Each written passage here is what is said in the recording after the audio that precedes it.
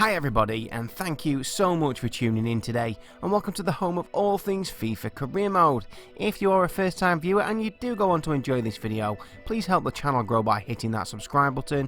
If you're already a subscriber, welcome back, and thanks for your continued support. And if you want extra FIFA Career Gems content, then just head over to either my Twitter or Instagram.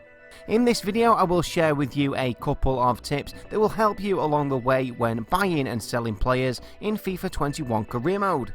So first up we have sell to Spain. This tip is extremely useful if you have a player that has handed in a transfer request. But it's also equally as useful for any high potential squad players that you sell that you might want to re-sign at a later date in this career mode. So for players that have handed in a transfer request, there is no way to reverse that. You have to accept the fact that they will be leaving your club. However, you can decide what club they go to, so you really want to make sure they signed for a Spanish team. In my example, I've sold Simican to Real Betis, Loshek to Valencia, Camavinga and Sancho to Atletico Madrid, and Moise Kean to Sevilla.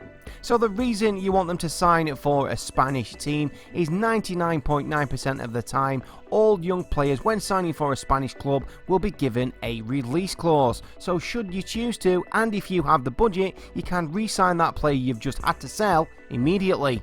To be fair, the only time I ever use this tip is if I've had a player since the early stages of a career mode, I've improved them with development plans, they've grown well using dynamic potential, then they force a move via handing in a transfer request. I always sell them then to a Spanish club and immediately sign them back and continue the career mode like it never happened. So just a quick recap, if you've got a player that has handed in a transfer request, you have to admit defeat, he will be leaving your club, but only let him join a Spanish team.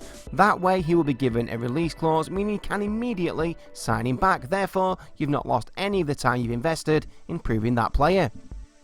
Moving on to tip number 2, which is spend at the end. The first thing we do when we see our transfer budget is we make a quick shortlist and think how we're going to splash the cash straight away, but sometimes that's not always the best method.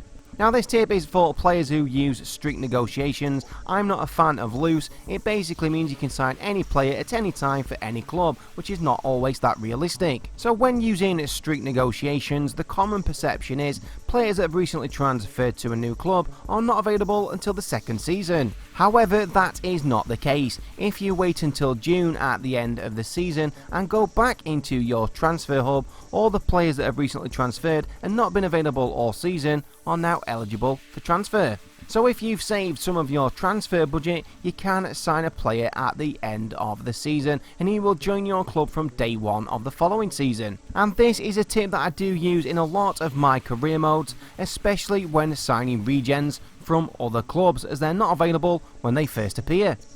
So that's 2 very simple tips to consider when you're next buying and selling players in FIFA 21 Career Mode. If you have any of your own, please leave them in the comments section. But that does conclude today's video. All that remains to say is thank you so much for watching.